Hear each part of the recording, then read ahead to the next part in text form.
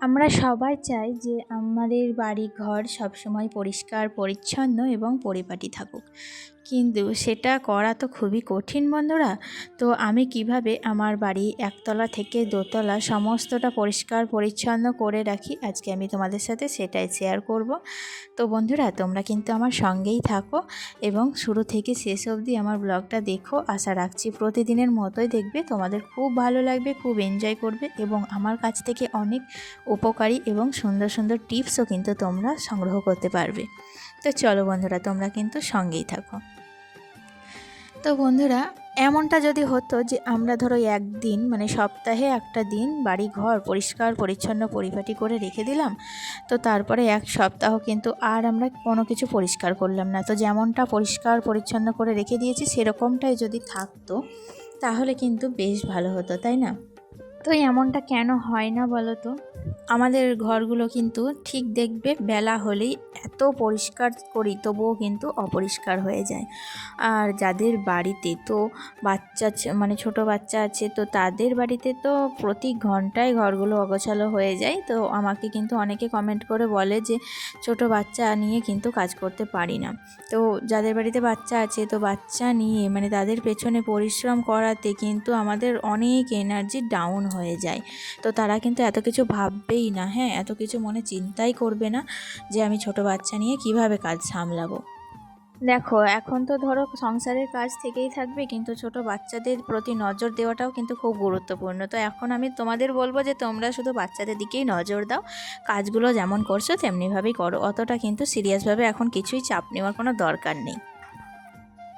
তো আজকে আমি ব্লগটা শুরু করেছিলাম অনেকটা বেলাতে, জানো তো, কারণ আমার স্নান হয়ে গিয়েছে, রান্নাবান্না সব কিছুই কমপ্লিট হয়ে গিয়েছে। তো আজকে মানে আমার হাজব্যান্ডের একটু বাইরে যাওয়ার ছিল, তো খুব ভোর ভোর উঠেছিলাম। তো তারপরে সবার রান্না বান্না সব কিছু কমপ্লিট করে দিয়েছি, খাওয়া দাওয়া করেই কিন্তু স্নান করে বেরিয়ে গিয়েছে। তারপর ওকে ধরো সকাল থেকে একটু ব্যস্ত ছিলাম, হাতের কাছে সবটা গুছিয়ে দিতে হয়, না দিলে আবার কিছুই যেন পাই না। এটা কিন্তু একটা খুব বদ অভ্যাস, জানো তো, সব কিছু হাতের কাছে না গুছিয়ে দিলে কিছুই যেন পেয়ে যায় না আর কি। তো আমারও ধরো কাজে একটু সকাল থেকে ভীষণ চাপে ছিলাম, ভীষণ ব্যস্ত ছিলাম, তো সেই কারণে সকাল থেকে কিন্তু কোনো রকমই আমি মানে ভিডিও শ্যুট করে নিই। একেবারে রান্না বান্না করার পর দেখো এখন কিন্তু ক্যামেরাটা অন করেছি। তো এখন স্নান টান সবই কিছুই কমপ্লিট, দেখতেই পাচ্ছ ভেজা চুল রয়েছে।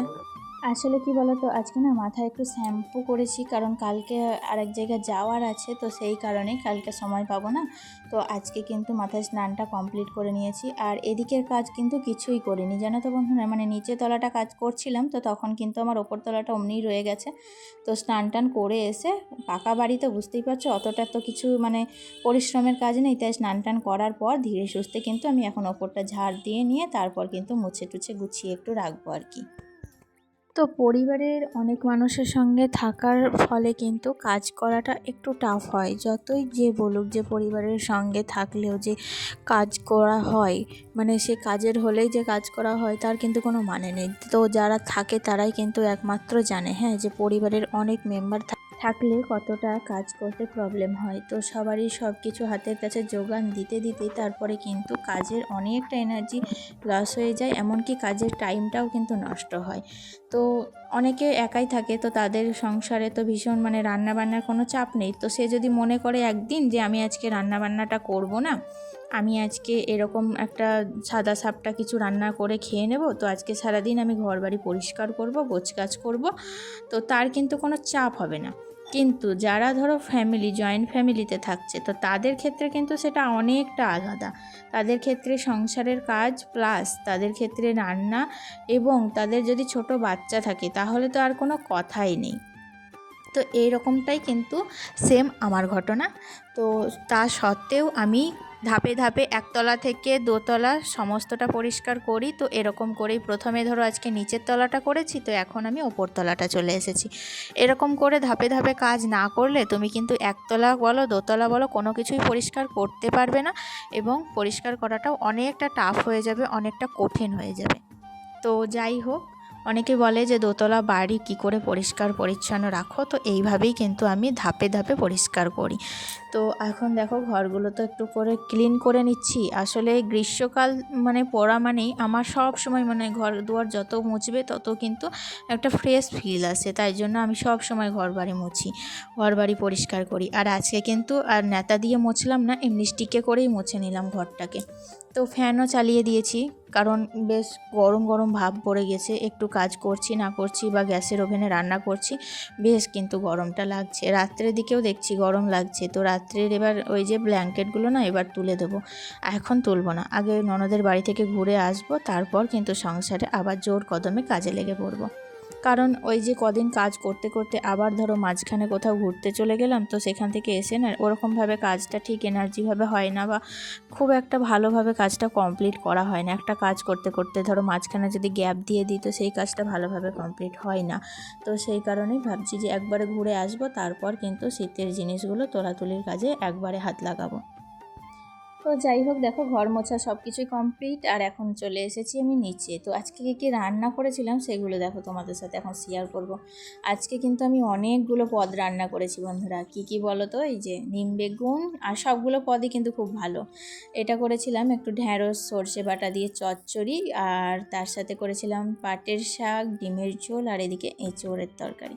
তো অনেক কিছু রান্না করেছিলাম। ওদিকে তো পাশের বাড়ির ননদটা নেই, তো তার বরের জন্য আবার রান্নাটা আমাকেও দিয়ে পাঠাতে হবে, সেই জন্য তাড়াহুড়ো করে ওপর থেকে নিচে নেমে এলাম। কারণ ঘড়ির কাঁটায় বাজছে 1টা, তো ও কিন্তু খুব সকাল সকাল ভাত খেয়ে নেয়। তো সেই কারণে আমি দেখলাম যদি আবার খাওয়া হয়ে গিয়ে থাকে, সেই কারণে তাড়াতাড়ি করে ওকে রান্নাটা দিয়ে চলে এলাম। তারপর একেবারে তোমাদের সাথে দেখা হচ্ছে সন্ধেবেলায় বন্ধুরা। দুপুরবেলায় ভাত টাত খেয়ে নিয়েছিলাম, তারপরে কিন্তু ছেলেকে নিয়ে চলে গেছিলাম টিউশনি। আর টিউশন থেকে আসার পর একটু রেস্ট নিয়েছিলাম, শরীরটা খুব ক্লান্তি লাগছিল, অনেক ভোরবেলায় উঠেছিলাম আজকে, সেই কারণে। আর এই দেখতে পাচ্ছ ঘরের মধ্যেই শুয়েছিলাম, ফ্যানটা চালিয়ে দিয়েছিলাম, আর সাথে গায়ে নিয়েছিলাম একটু হালকা ব্ল্যাঙ্কেটগুলো। সেটা আর পরিষ্কার করা হয়নি, তো এখন কিন্তু আমি সেটাই পরিষ্কার করব। বিছানাটাকে একটু ঝাড়বো, ঘরটাকে একটু পরিষ্কার করে গুছিয়ে নেব। আর বেশিরভাগই তো জামা কাপড় বাঙালি বাড়িতে দেখবে, হয় তোমাদের বাড়িতে থাকে কিনা জানি না, আমার কিন্তু থাকে। ওই একটা চেয়ার কিংবা ধরো যেটাই থাকে, একটা টেবিল, ঘরে যে কোনো একটা কর্নার বা যে কোনো একটা সাইডে বেশিরভাগ জায়গায় কিন্তু জামা কাপড়টা জড়ো হয়ে থাকে। এটা আমি প্রত্যেকটা বাড়িতেই লক্ষ্য করেছি, আমার বাড়ি বলে নয়, কিন্তু আমার এটা হয়ে থাকে। আমি যতই গোছাই, আবার সন্ধেবেলায় দেখবো ঠিক একই রকমই পজিশনে আবার চলে এসেছে। তো আমার বাড়িটা তো একতলা, দোতলা এবং তিনতলাও আছে। তো একতলা, দোতলা, তিনতলা বাড়ি দেখতে যতটা সুন্দর, কাজও কিন্তু কম না, ততটাই পরিমাণে কিন্তু প্রচুর কাজ থাকে, এবং সেই সমস্ত কাজগুলো করতে করতে একসময় কিন্তু ক্লান্তিও হয়ে পড়ি, অনেকটা শরীরে ক্লান্তি ভাব আসে। তবুও আমি মনকে বোঝাই যে সংসার, এই যে বাড়ি ঘর সমস্তটা তৈরি করতে তো অনেকটা সময় লেগেছে, তো অনেকটা টাকা পয়সারও খরচ হয়েছে। তো এটা একটা স্বপ্নের বাড়ি, একটা যত্নের বাড়ি, তো সেই বাড়িটার পেছনে আমার কিন্তু অনেকখানি পরিশ্রম দিতে হবে। আমি যদি না দিই, আমি যদি না যত্ন করি, তাহলে কে করবে? তো আমার বাড়িটাই নোংরা হবে। সেই কারণে সেইভাবে মনে আরও এনার্জি নিয়ে আমি কিন্তু একতলা থেকে দোতলা সমস্তটাই পরিষ্কার পরিচ্ছন্ন করে রাখি। তো এখন চলে এসেছি, দেখো আমি ওপরে আলমারি থেকে কিন্তু বাবুর জামাগুলো সেদিনকে ভরে রাখলাম, তোমরা দেখেইছো। আজকে আবারও আমাকে বের করতেই হচ্ছে, কারণ কালকে যাব। তো সেই কারণে আমি রাত্রিবেলাতেই কিন্তু ব্যাগটা গুছিয়ে রাখছি। তো ব্যাগ গোছানোও কিন্তু একটা অনেকটা কাজের ঝামেলা, জানো তো, কে কোনটা নেবে, কখন কোনটা পরবে, তো সেই সমস্তটা মাথায় রেখে কিন্তু ধীরে সুস্থে ব্যাগটা গুছিয়ে রাখতে হয়। সেই কারণে বাবুকে ডেকেও নিয়ে এলাম। তো ওকে দেখিয়ে আজকাল আবার জামা নিতে হচ্ছে, নিজস্ব চয়েস হয়েছে, তাই কোন জামাটা পরবে কোনটা পরবে না সেটা কিন্তু ওকে শুধিয়ে তারপর জামা কাপড়গুলো আমি বের করছি আর কি। তো ঠান্ডাটাও তো বেশ কমে গিয়েছে, তাই ভাবছিলাম জানো তো যে সোয়েটার নেবো কি না। তো বাবার বাড়িতে একটা নিয়ে গিয়েছিলাম হালকা সোয়েটার, কিন্তু এখানে ভাবছি যে আর সোয়েটার নেব না, ওই ফুল হাতা জামাগুলো আছে তো ওগুলোই কিন্তু ভরে নিয়ে যাব। আর তার সাথে আমার ননদের বাড়িতে নিয়ে যেতে হবে ওদের ঘাটে তোলানোর জন্য। যে সমস্ত জামা প্যান্টগুলো নতুন কিনে নিয়ে এসেছিলাম সেগুলোও কিন্তু ভরে নিতে হবে। তো সমস্তটা গুছিয়ে একটাই ব্যাগ করব। তো 4 দিন কি 5 দিন মতো থাকবো, তো তারপরেই কিন্তু আবার চলে আসব, কারণ বাবুর স্কুল টিউশনি সমস্তটাই কিন্তু মানে কামাই হবে। তো এই কথা ভেবেই কিন্তু যাচ্ছি। তো দেখো ব্যাগটা না আটছিল না, আর আমার যে আগের ব্যাগটা নিয়ে গিয়েছিলাম বন্ধুরা, ওই ব্যাগটা কিন্তু ছিঁড়ে গেছে। তো এই ব্যাগটা কিন্তু নতুন করে আবার পাল্টে নিলাম। তো তারপরেই কিন্তু এই ব্যাগে সমস্তটা একটা ব্যাগ করেছি, আর বাবুর কিছু খাবার দাবার নেব, ওটা কিন্তু একটা আলাদা ছোট্ট আর একটা ব্যাগ করব। তো তারপরেই কিন্তু মানে দুটো ব্যাগ করে তারপরে কিন্তু মানে ওটাই নিয়ে যেতেই তো কত কষ্ট হবে, অনেকটা দূর তো আমাদের বাড়ি থেকে নিয়ে যেতে হয়, তো সেই কারণে। তো চলো তাহলে বন্ধুরা আজকের ভিডিওটি শেষ করছি এখানেই। দেখা হচ্ছে নেক্সট ব্লগে। তোমরা পাশে থেকো, সাপোর্ট করো, অবশ্যই লাইক কমেন্ট করো। টাটা।